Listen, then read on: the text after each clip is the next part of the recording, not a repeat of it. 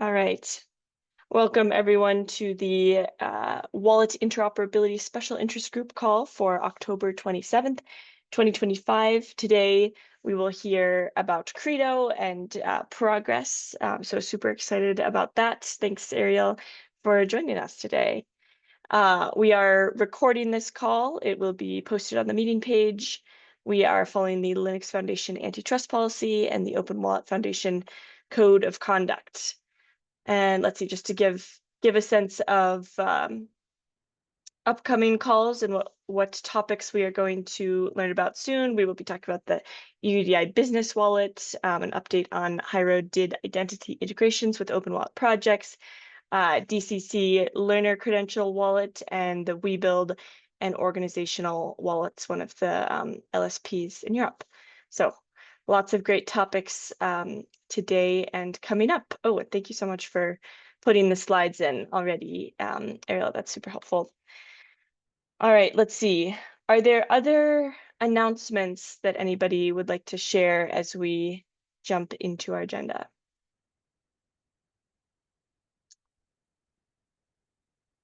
Yes, Stephen.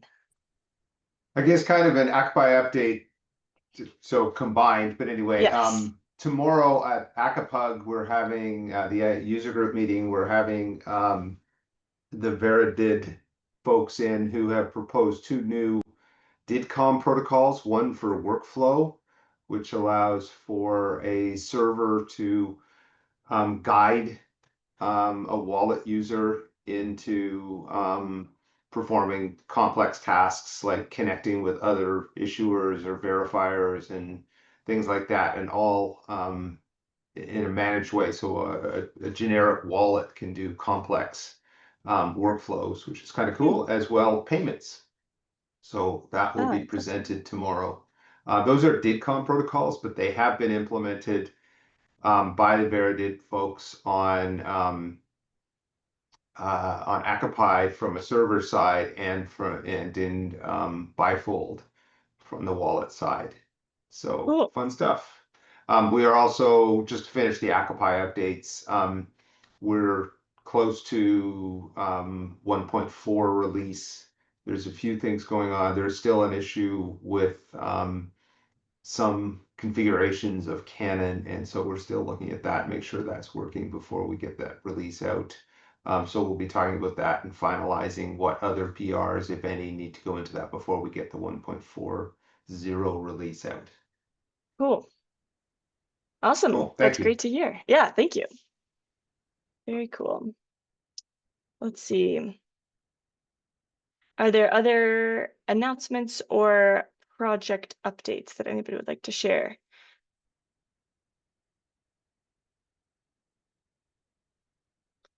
Let's see.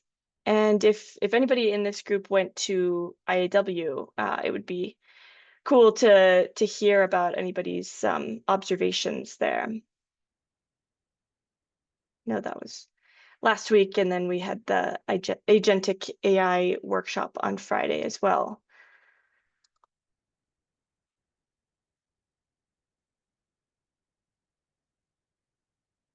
Let's see.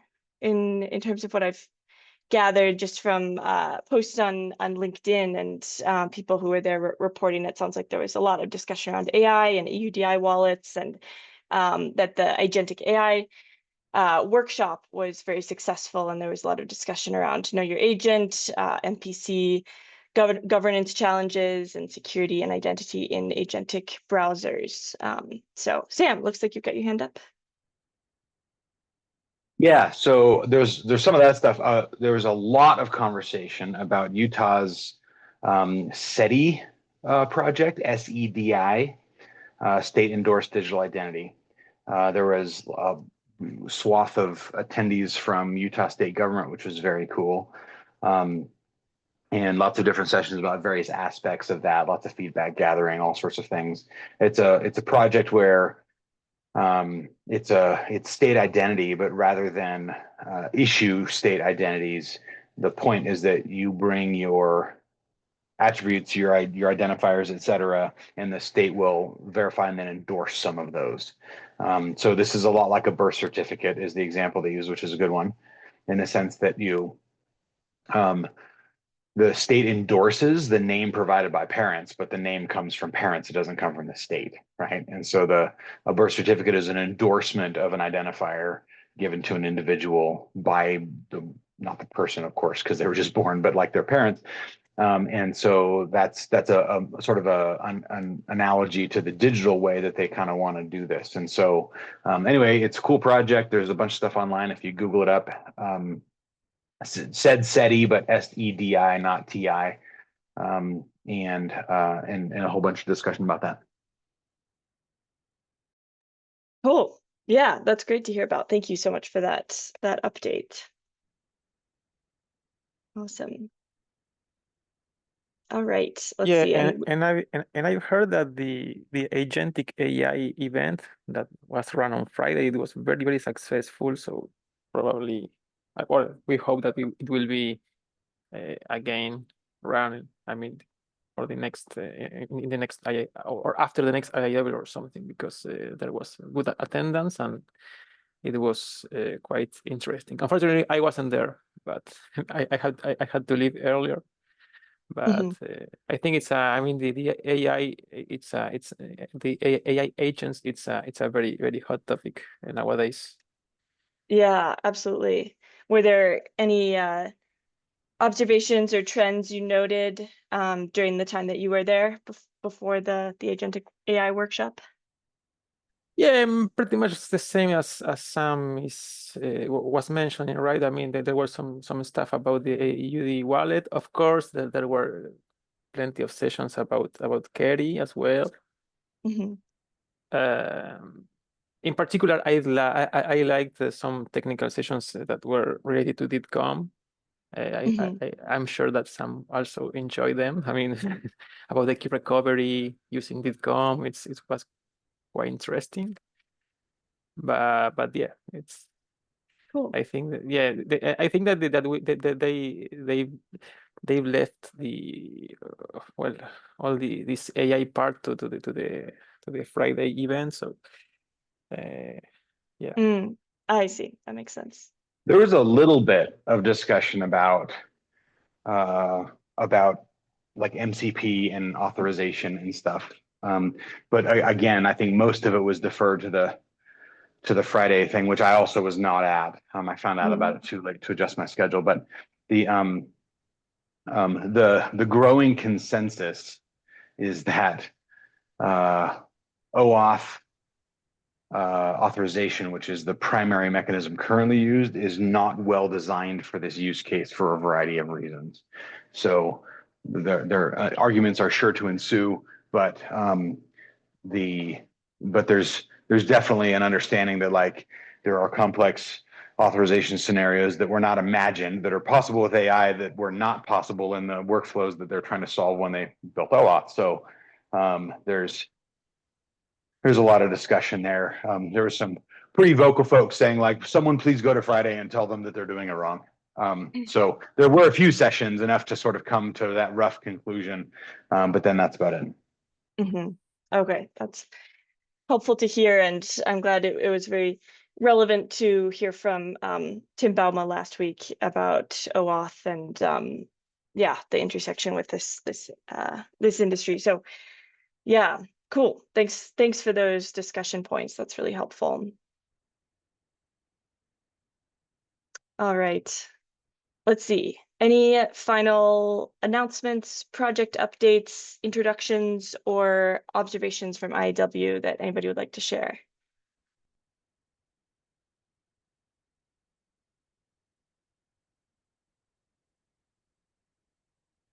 All right, with that, I will relinquish the screen share and pass it over to you, Ariel. Thank you so much again for joining us. Really looking forward to hearing about the Credo progress. Okay, thank you. I will share my screen now. Let me see if you can see it. Yes. Okay, this is actually for those who were in the. I guess that we did some a meeting. I don't remember the name. Whole something for the Q3 in Overworld Foundation. It is actually it's an update to that meeting, but to that presentation. But here I would like to summarize what we have been doing in the last well, probably in the whole year, right? But mostly on the second part of the year. I have been looking at recently. I have been looking at the presentation about Credo update that Timo did in this meeting last year. Here, I mean this one about I don't know if you remember, but I have seen some ambitions. Some of them were accomplished, some of them aren't, but we still have some month, a couple of months ahead. So maybe we can accomplish them, right? But well, first of all, I would like to start with some clarifications about how the releases are being done in Credo. We have been working for a while now on the next major release, the 0.6.0, which will include several breaking changes, but as we know that there are a good number of projects based on Credo, that there always a need of not only adding some new features, but also doing some bug fixes or updates. We are also maintaining this 0.5 branch, which is more stable and backwards compatible branch that well follows the same API more or less and architecture than the 0.5 release that we did in March 2024. So it is, for instance, the one that by default is using right now. WISIG is in their WISIG wallet, they are using that one. We in 2060 project, we are using that for hologram application, and well, and many others. So basically, the idea is to not force them to include all these architectural changes that are quite important. They are probably not that hard to update, but for sure some of them are unstable, let's say. So better to be I mean to do some baby steps, right?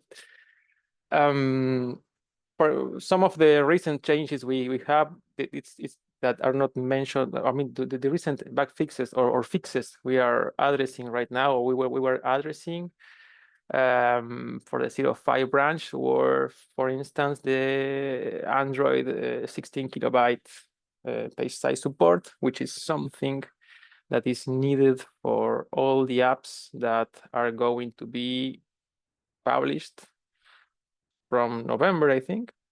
So, and for that we had to update some native modules Credo is based on, like AnonCreds, ASCAR, and IndieVDR, for well to allow all apps that are based on it to be able to be continued published, right, and on being released on Android.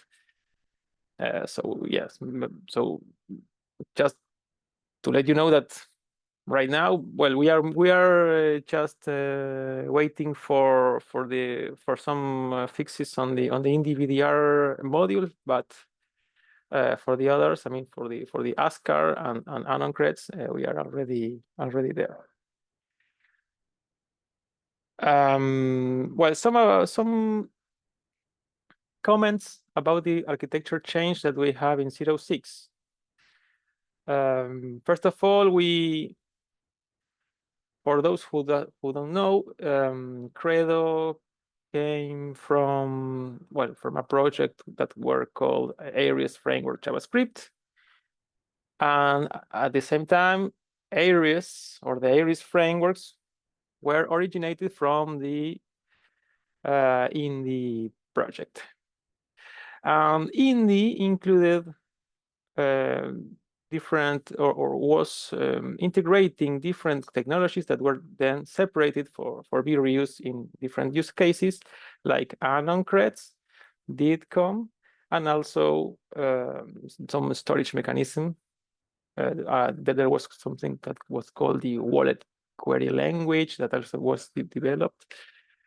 And over the time, the project were split in different parts.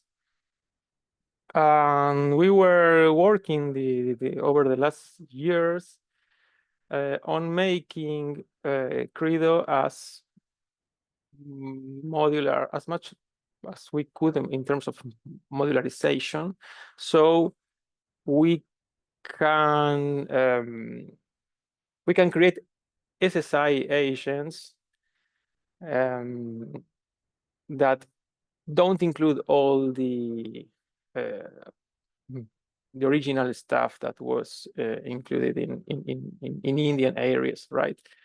Especially because in some cases we need some native modules that are not probably available in all platforms, and can make things heavier and also hard, difficult to use when we don't need it. For instance, mostly in Europe, they are not using DIDCOM at all in several companies. So basically, the idea we have is to have a core package that includes only the interfaces, some cryptographic primitives and utility functions, some definitions like well, for DIDs and verifiable credentials, but leaving specificities of OpenID and DIDCOM to separate packages that you can import if you want, but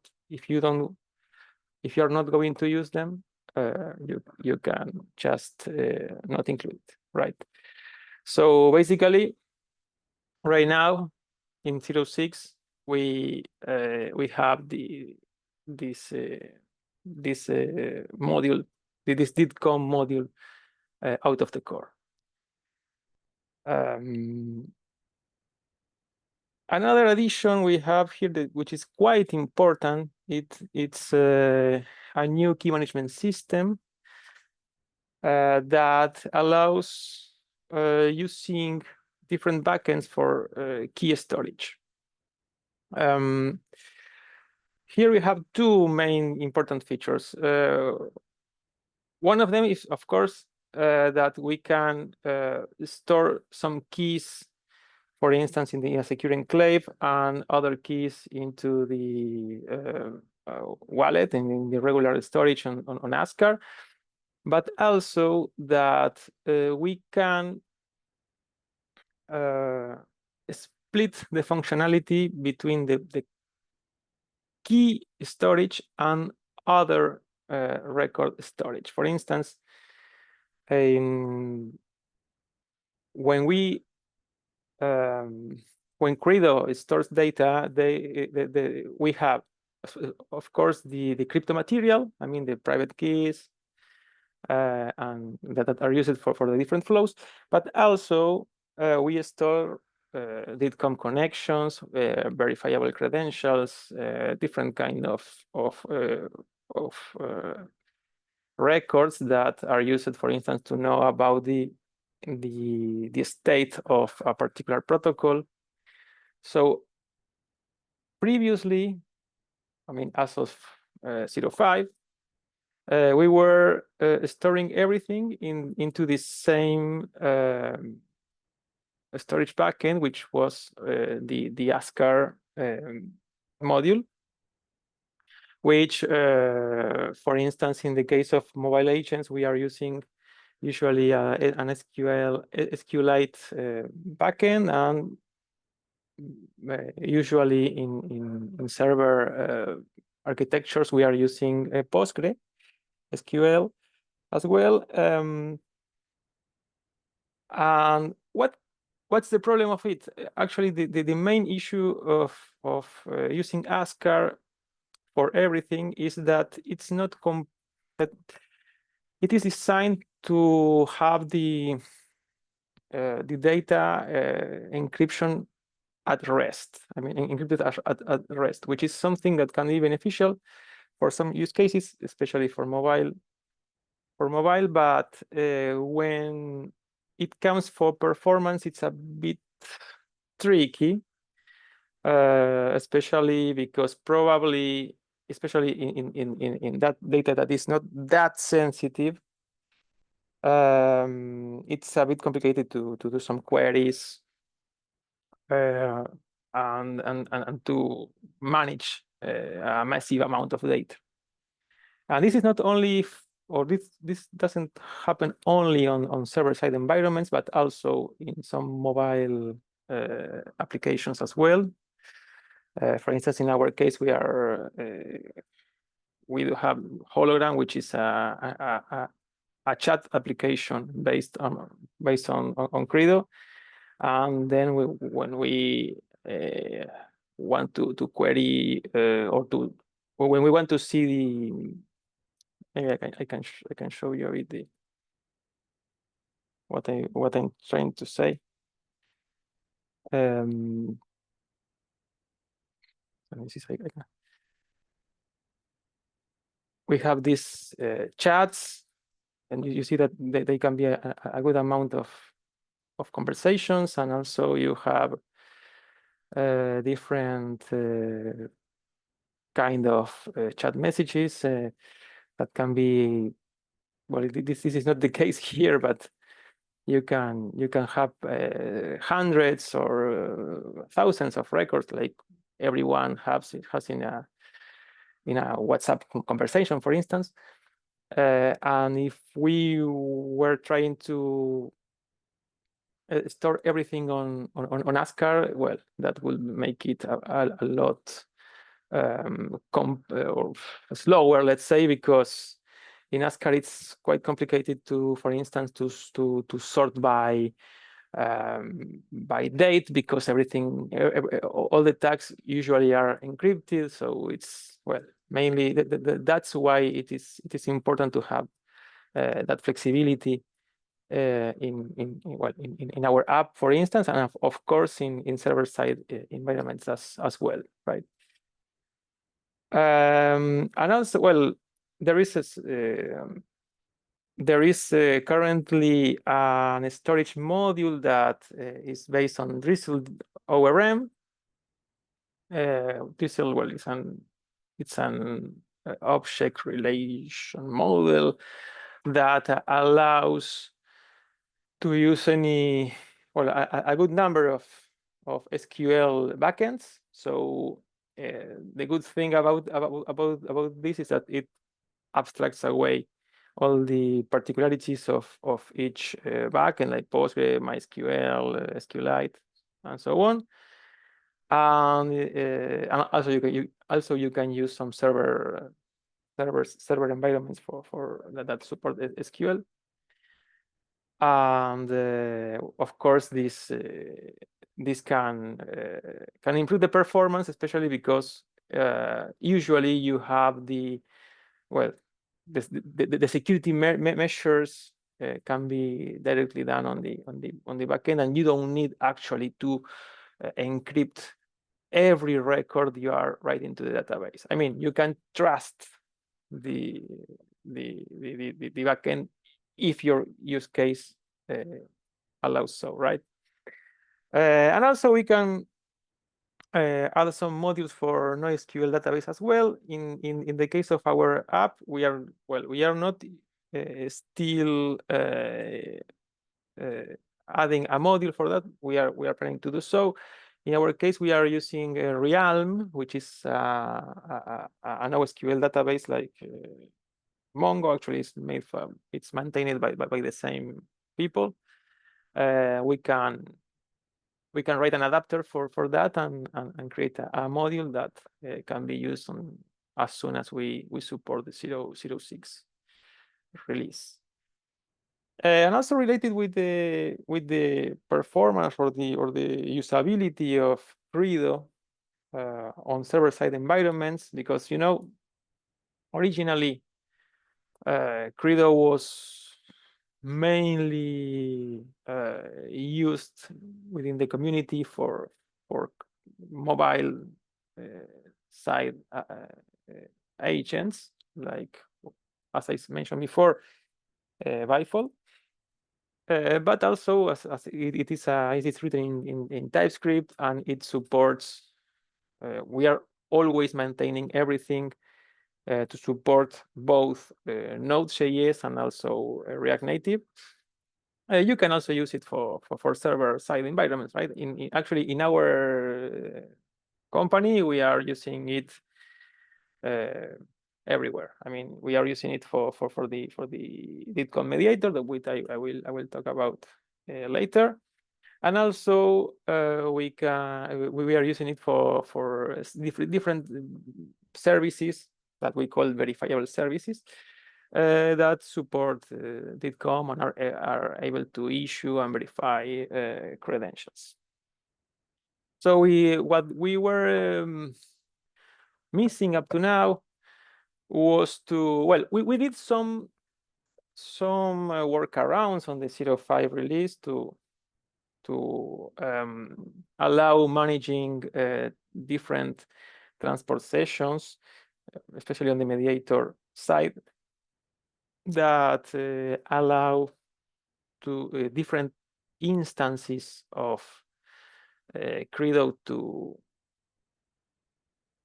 handle the WebSockets for the different clients, and so in such a way that when a message arrives for one of them, the other or the instance connected to that client could be aware of that and send the corresponding message.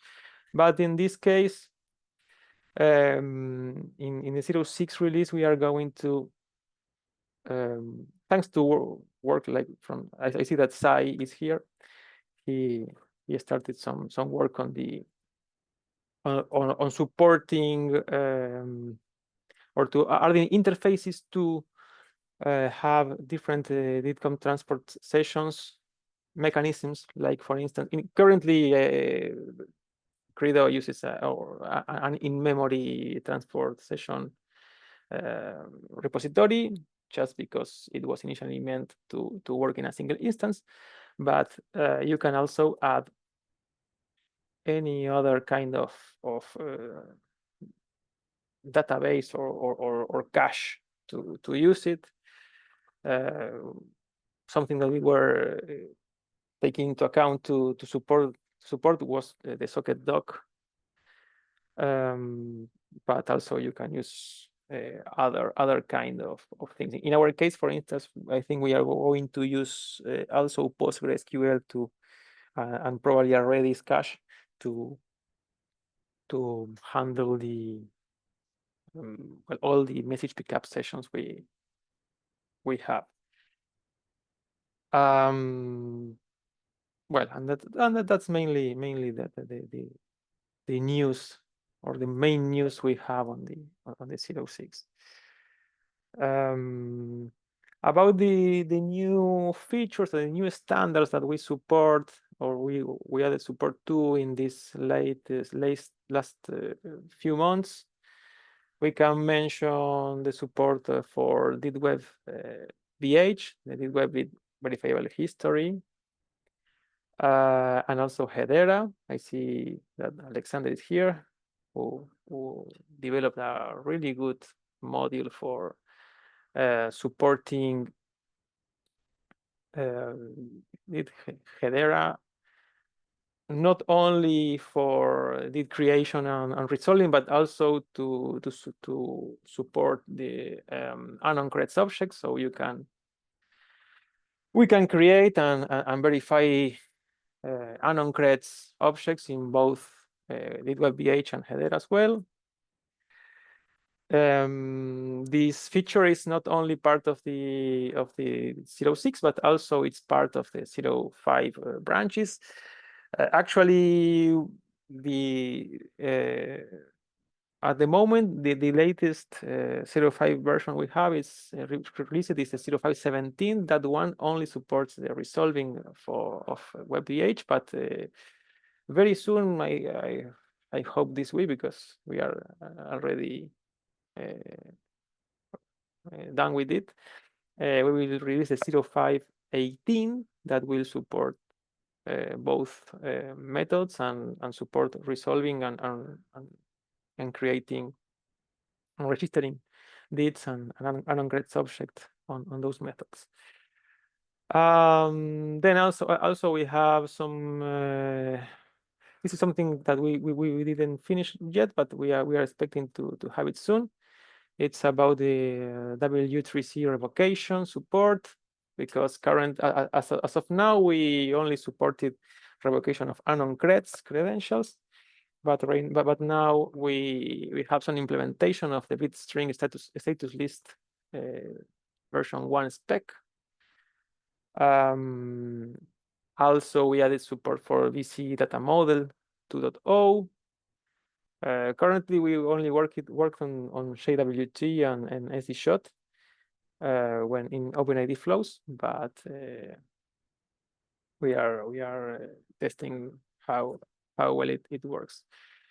And finally, about the OpenID for VC, I'm not the expert on this, but as far as I can tell, we do support since some months now the OpenID for VPV1 and also for the VCI, I mean for the issuance of OpenID. We don't support yet or fully support the 1.0, which has been released, I think, last month or something. But we do support the draft 16. So there will be a bit more work to make it 100% compliant with the 1.0, but according to the people from Animo who are the ones who are adding this support, it's not that it shouldn't be that complex to do so, and because it's mainly about one of the flows, which is the deferred issuance, and well, there are also some minor things that changed from draft 16 to 1.0, like some refining some fields on the credential offer, I think, and some metadata keys. I'm sorry if I'm lying. It's what I it's what I understood. Sorry if you want to correct me on the chat. Please feel free to do so. For those who know the OpenID standards better than me.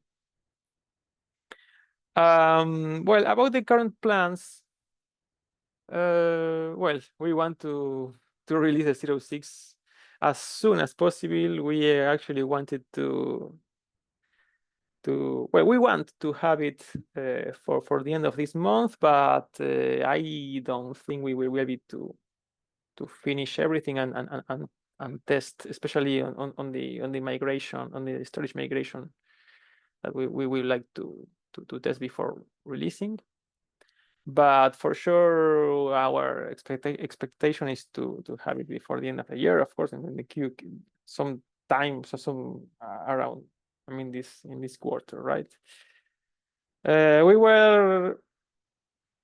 We left when I say about the ambitions. Well, one of the ambitions we had for this year were all this stuff, like for instance, wrapping up support for DITCOM v2. Actually, seems 2 years or so, we already have some PRs, some open PRs that already support DITCOM v2, because actually it's not that different from the v1, I mean. But the most challenging part is to support both at the same time in an elegant way, right? That always the issue is always the migration path. Like for instance, we did some time ago with the did peer method, we started, we thought that it will take a few months and also and after and it took some years to update them, but now we have all these architectural changes in. I think that it will be easier to integrate. So hopefully for the next major release, we will have full DITCOM v2 support. Well, there are some legacy features that actually are still in use. For instance, the unqualified DITs. I have heard that people like the one from WISIG, I don't want to say anything. I don't want to mention no one, but yeah, they are still using unqualified DITs. That well, we in the community we tried to get rid of them some years ago, but well, things happen, right? Also some improvements for serverless architectures. We want to be able to run some worker agents in AWS Lambda functions or something for instance, to create agents that will only receive messages and just post them to somewhere for other agents that are in charge of WebSockets to receive and deliver, for instance, that kind of things. Currently, it is a bit difficult because we have some internal event handling that, well, it's preventing us to do so, but it shouldn't be that hard to implement now that we have a lighter core and have a better knowledge about how this works. The same for the multi-instance environments. We have to still work a bit on, especially on things like message delivering. On DITCOM message delivering, it's a bit tricky. We didn't, or we don't have a very appropriate way of handling different requests. We always try to handle a request and send the message immediately, and probably we can do some improvements to just or to support sending those messages to a queue and include some sort of flow identifiers that can be catched by another instance or a queue or whatever. And well, the ambition we have since a lot of time now, I don't know, probably 3 years now, it's about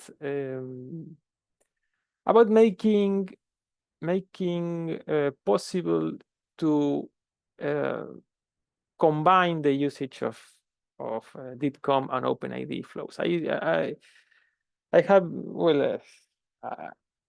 I have seen that the people that are using OpenID they are trying to define new standards and mechanisms to resolve problems that actually are already solved by DITCOM. I'm glad that Sam is here, so I guess he will agree with me. But for instance, things like notifications and I mean, when an issuer needs to connect to a holder, well, there are things that we already have in DITCOM, and I think it will be a lot easier if we could demonstrate that we can. Well, we can use both protocols to make them complementary instead of just creating or I mean to integrate them into the same ecosystem, right? So for instance, well, in this case, what I'm mentioning is to exchange unknown creds on OpenID for VC or present SD shot credentials over DITCOM, right?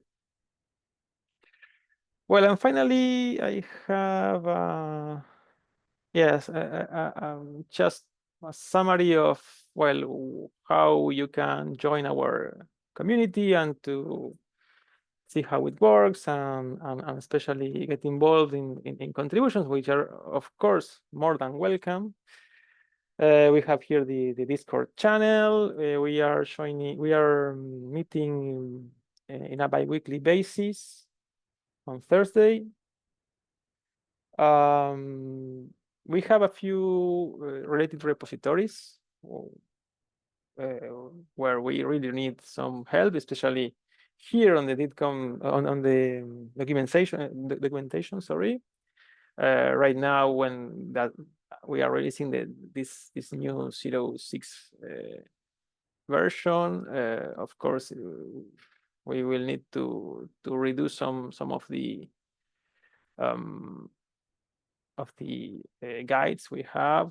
For instance, here we have some concepts and features and some tutorials. Well, of course, most of this data will need to be updated for 06. And we also have some Credo extensions. For instance, since Credo is a framework, it doesn't include all the required features to make it, for instance, a standalone application. So, for instance, here in the extensions, we do have some a package for a REST API, which is really outdated. It will be really, I think it already supports 05, but there are a good number of features that are not supported on this REST API, but which can be very useful for people to get involved and to use Credo or at least to understand how it works and or test it with alongside a mobile app like Bifold. Well, there are some hooks that are actually used by Bifold, for instance. Here we have this push notifications plugin, which is a DITCOM extension that is used by some well to coordinate push notifications over the DITCOM and this Bluetooth low energy transport for Credo. Since we basically we support only HTTP and WebSocket usually, but there are some other custom transport like this one for VLA.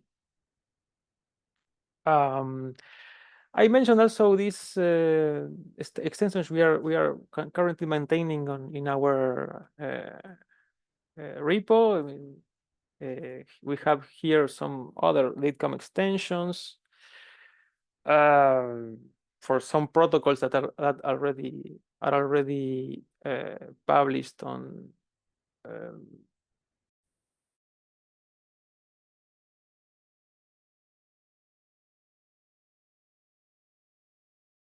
media sharing, the reactions, the receipts, the shortened URL, which is used for a mediator or someone to allow mobile agents to create shorter invitation codes for QR rendering, user profile, and also we have this one for the calls that Sam asked me to publish on on ditcom.org. I will document it and publish it for sure.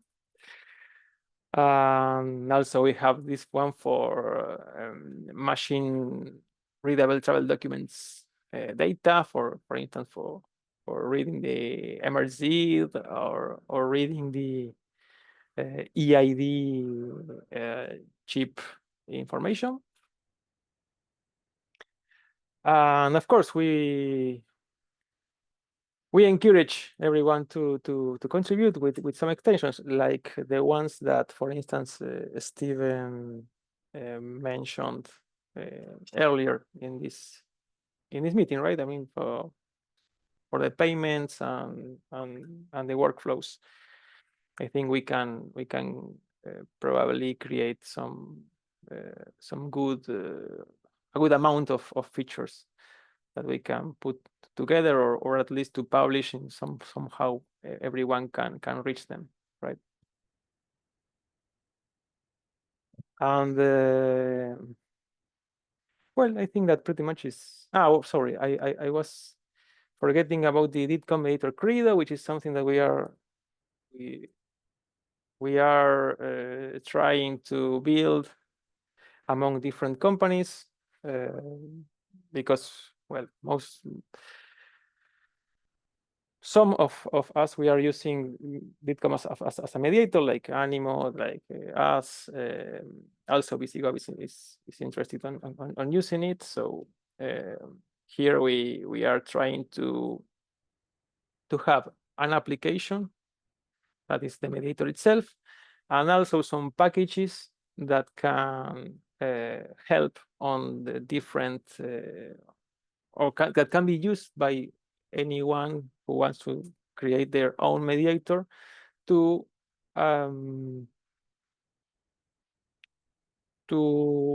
use different backends. For instance, in the case for the message pickup, for this, we have two implementations here. We have the implementation of the message pickup using Postgre. You can use the same database you are using for Credo, but to store messages that come for different clients. And this is aware of multi-instance environments. And also this one about using DynamoDB, which is also using Redis, I think.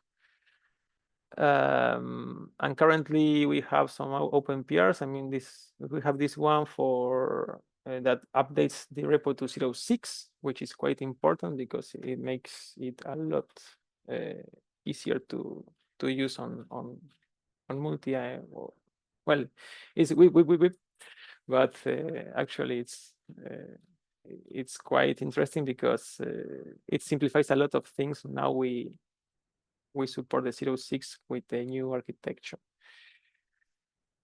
And also this is a good initiative because, for instance, here we found some memory leaks that Jamie has found some months ago in Ascar, or in the way we are using Ascar. So I think that with this repo we will be able to create a very robust implementation and performant implementation as well for mediator based on Credo. Well, that's it from my side. I don't know, guys, if you would like to ask or discuss something. Steven. Yeah, this is awesome. Really appreciate this. Good to see. The one thing I didn't see anywhere mentioned was MDL. Is there any MDL/MDoc support in Credo at this point? Has anyone done work on that? Well, as far as I know, we do support issuance. Issuance proving an MDoc based on the Auth0 MDL library. Right. But it's all what I know about it. Okay. I haven't seen a lot of recent PRs for that, but Yeah, I think I know that the- this is on the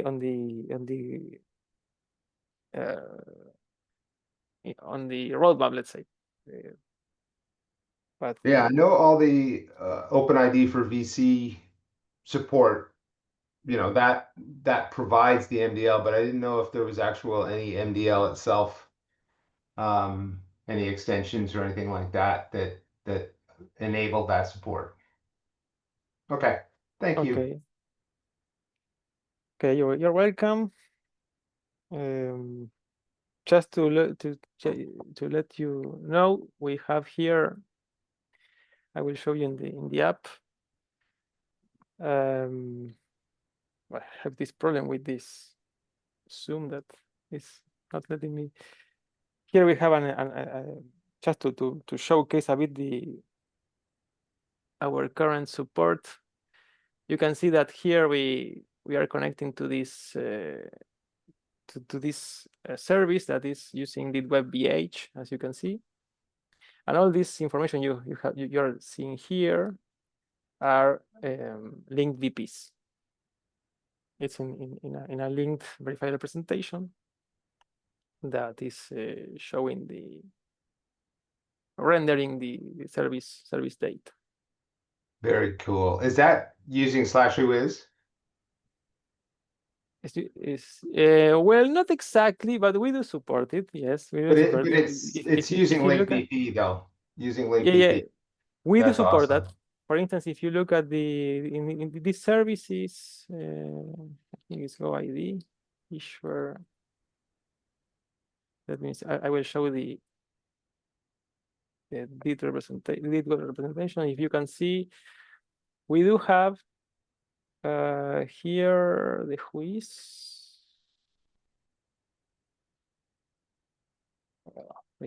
Yeah, I see WHOIS.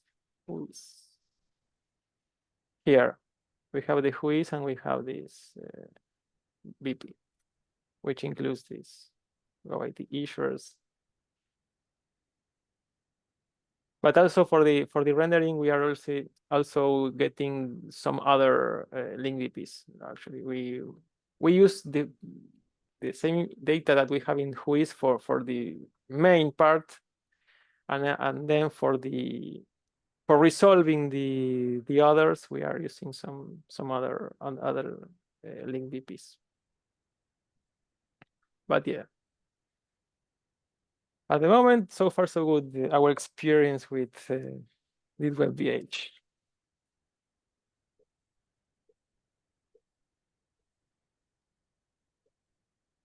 Yes, Char. David, looks like you're David. first in Okay, line. David. Yeah, David. Yes, thank you. Very useful update. I just wanted to ask, what is the driver for the modularization, e.g., being able to support different storage environments? Is this being driven by specific client or market requirements, or is there a sort of roadmap to make Credo more plug compatible with potentially other components? Well, I think that it's mainly because we want to. Some time ago, I remember that Timo, which is one of the main maintainers, referred to Credo. Well, at that time, Ariel's framework JavaScript as the Swiss Army knife for building SSI agents, right? So we wanted to. Well, we had this modularization in mind since then. I mean, 4 years ago or something. But well, it was harder than we thought to find a way to make it in an elegant way, right? But basically, what the problem we face, and one of the technical reasons why we were trying to do this modularization is that some of the dependencies that we have, for instance, for anon creds or for didcom, and even the ASCAR, which is the database that or the backend we are using for storing the crypto and the storage. They are a bit heavy, and also they are not easy to use in environments like the web browser. So, for instance, when everybody first heard about a JavaScript project or a JavaScript framework for verifiable credentials, the first thing that came to their mind was to use them in a web browser, right? And currently it's not possible to use Credo in the front end directly because of these native modules. There are some efforts to use WebAssembly and so on, but it's quite complex to make them work in a proper way. So basically, that are the main reasons behind the modularization. I don't know if that answered the question. Yeah, no, that's great. That's just good to get clarity. Okay. Well, Char, you were going to say something? Oh yeah. Yeah, thank you so much for this update. Really, really helpful to hear. For those who are new to Credo and interested in getting involved, what's a good entry point? Are there good first issues marked in the repo? Curious about where's a good place to start. Well, yeah, you can of course look at the repo, the Credo TS, which is the main repo. We have, of course, we have lots of issues. We will need to find some probably we will need to add some labels to some of them to like the good first issues. We previously had some, but I think we will need to update them. Of course, yeah, there are a few that are probably not that hard to implement. So yeah, you can look here, and of course, if you would like to join the Discord channel we have here in the server, well, there is a link on the presentation. We also have some activity there. And of course, Okay. as I mentioned, some part of where we really need some help it's on the documentation. We want, because as I say always, as I always say, if it's not tested, it doesn't work, and if it's not documented, it doesn't exist. So so of course, if anyone can help on the documentation, and also of course that will serve to, or that will be useful for learning more about how Credo works, it will be really great. Yeah, okay, that is very helpful to hear. Definitely mutually beneficial. Thank you for walking through those. Let's see, it looks like we are at the end of our time. Thank you so much, Ariel. This was great to hear about all the awesome progress in Credo since our last presentation on Credo in January. So thank you so much. And thanks everybody for joining and participating. Join us next week to learn more about the UDI business wallet from some folks from Sverity. So thanks again, everyone. Thank you so much, Ariel, Thank you. and have a great rest of your day. Okay, thank you. Thank you so Bye-bye. much. Bye.